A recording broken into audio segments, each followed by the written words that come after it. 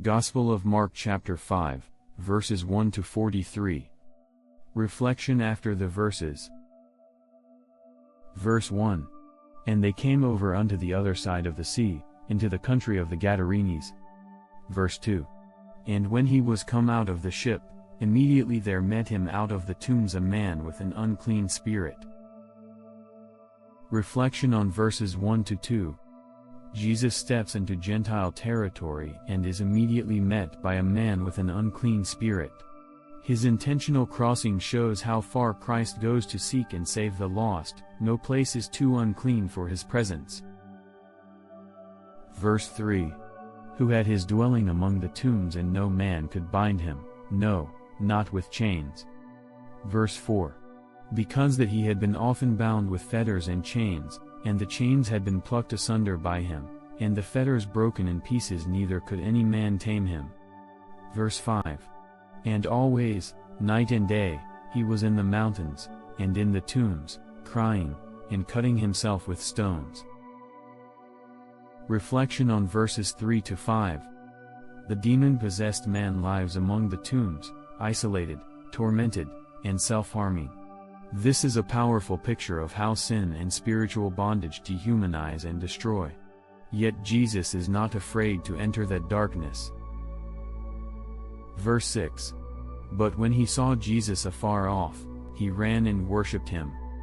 Verse 7. And cried with a loud voice, and said, What have I to do with you, Jesus, you Son of the Most High God? I adjure you by God, that you torment me not. Reflection on verses 6 to 7. The man runs to Jesus and worships, but the demons within speak in fear. Even the forces of evil recognize Jesus' authority. This shows that outward gestures, worship, can hide inner torment or spiritual conflict. Verse 8. For he said unto him, Come out of the man, you unclean spirit. Verse 9. And he asked him, What is your name? And he answered, saying, My name is Legion, for we are many. Reflection on verses 8 to 9. Jesus commands the spirit to leave. When he asks the name, the reply is Legion, for we are many. The man is overwhelmed by many demonic influences. Jesus addresses the complexity with singular authority. Verse 10. And he begged him much that he would not send them away out of the country. Verse 11. Now there was there near unto the mountains a great herd of swine feeding. Verse 12. And all the devils begged him, saying, Send us into the swine, that we may enter into them. Verse 13. And forthwith Jesus gave them leave, and the unclean spirits went out, and entered into the swine, and the herd ran violently down a steep place into the sea. They were about 2,000, and were choked in the sea. Reflection on verses 10 to 13. The demons plead not to be cast far away. Jesus allows them to enter pigs, which immediately drown. The destruction shows the true intent of demonic forces, to ruin and kill. Jesus allows the town to witness that reality. Verse 14. And they that fed the swine fled, and told it in the city, and in the country, and they went out to see what it was that was done. Verse 15. And they came to Jesus, and saw him that was possessed with the devil, and had the legion, sitting, and clothed, and in his right mind, and they were afraid. Verse 16. And they that saw it told them how it befell to him that was possessed with the devil, and also concerning the swine. Verse 17. And they began to ask him to depart out of their coasts. Reflection on verses 14 to 17. Instead of rejoicing over the man's healing, the people fear and ask Jesus to leave. They value their possessions, the pigs, over the presence of God. It's a sober warning. Not all are ready to welcome salvation. Verse 18. And when he was come into the ship, he that had been possessed with the devil asked him that he might be with him. Verse 19. However Jesus allowed him not, but said unto him, Go home to your friends, and tell them how great things the Lord has done for you, and has had compassion on you. Verse 20. And he departed, and began to publish in Decapolis how great things Jesus had done for him, and all men did marvel. Reflection on verses 18 to 20. The healed man wants to follow Jesus, but is told to go home and testify. Some are called to travel with Christ, others to remain and witness where they are. Evangelism starts at home, with your story. Verse 21.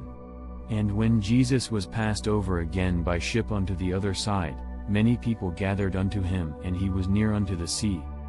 Verse 22. And, behold, there comes one of the rulers of the synagogue, Jairus by name, and when he saw him, he fell at his feet. Verse 23. And begged him greatly, saying, My little daughter lies at the point of death, I pray you, come and lay your hands on her, that she may be healed and she shall live. Reflection on verses 21 to 23. Jairus, a synagogue leader, comes in desperation for his daughter. This act of humility and faith shows that even respected leaders must bow at Jesus' feet when life becomes fragile. Verse 24. And Jesus went with him, and many people followed him, and thronged him.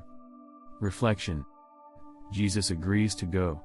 But as he moves with Jairus, the crowd presses in. God's work is not rushed, he moves intentionally, even when we feel urgency. Verse 25. And a certain woman, which had an issue of blood 12 years. Verse 26. And had suffered many things of many physicians, and had spent all that she had, and was nothing bettered, but rather grew worse. Reflection on verses 25 to 26. A woman suffering for 12 years seeks healing after all human help has failed. Her condition made her unclean in society, yet she risks everything to touch Jesus. Faith grows through desperation. Verse 27.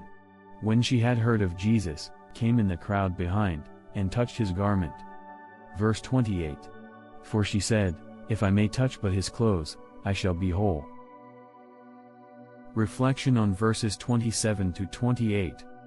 She believes that touching Jesus' clothes will heal her. Her faith isn't in superstition but in the power of the one she approaches. Even a whisper of belief can lead to healing. Verse 29. And immediately the fountain of her blood was dried up, and she felt in her body that she was healed of that plague. Reflection. Immediately, she is healed. True contact with Christ brings transformation, not gradual improvement, but supernatural change. Verse 30. And Jesus, immediately knowing in himself that virtue had gone out of him, turned him about in the crowd, and said, Who touched my clothes? Verse 31. And his disciples said unto him, You see the multitude thronging you, and say you, Who touched me? Verse 32. And he looked round about to see her that had done this thing. Reflection on verses 30 to 32. Jesus stops and asks, Who touched me? Not because he didn't know, but to draw her out publicly. Healing is not only physical, it is personal and relational. Verse 33. But the woman, fearing and trembling, knowing what was done in her, came and fell down before him, and told him all the truth. Reflection. The woman, trembling, confesses. Healing often comes with fear. Will I be accepted? Will he rebuke me? But bringing our story to Jesus always leads to restoration, not shame. Verse 34. And he said unto her, Daughter, your faith has made you whole, go in peace, and be whole of your plague. Reflection. Jesus calls her daughter. This is the only woman Jesus calls by this name, signifying full acceptance, family, and identity. Her faith, not her effort, made her whole. Verse 35. While he yet spoke, there came from the ruler of the synagogue's house certain which said, Your daughter is dead, why trouble you the master any further? Verse 36. As soon as Jesus heard the word that was spoken, he said unto the ruler of the synagogue, Be not afraid, only believe. Reflection on verses 35 to 36. While Jesus is still speaking, Jairus receives devastating news: his daughter is dead. But Jesus responds with one of the most powerful calls in Scripture: be not afraid, only believe.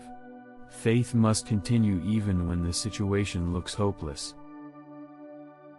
Verse 37. And he allowed no man to follow him, save Peter, and James, and John the brother of James. Reflection. Jesus brings only Peter, James, and John. Not everyone is meant to witness every miracle.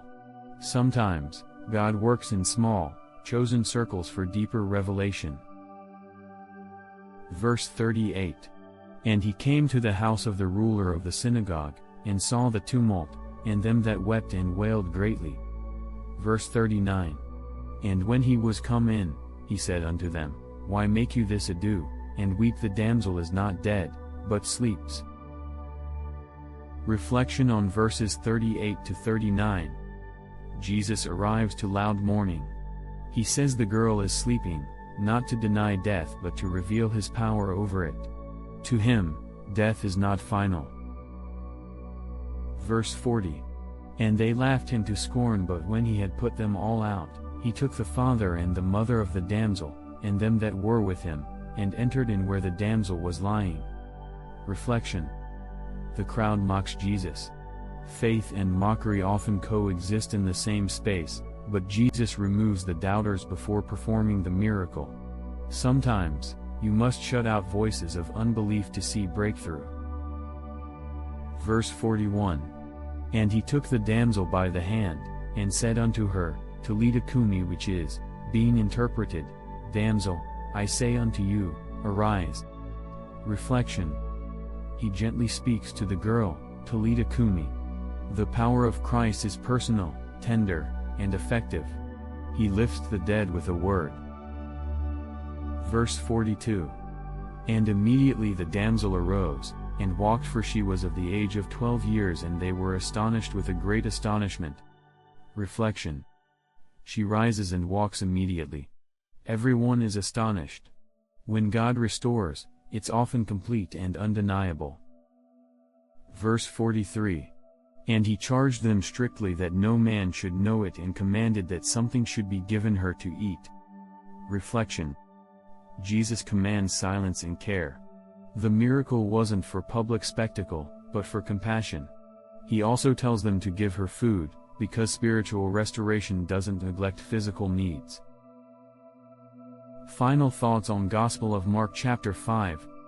Mark chapter 5 is a radical transformation. A tormented man is freed, a suffering woman is healed, and a dead girl is raised.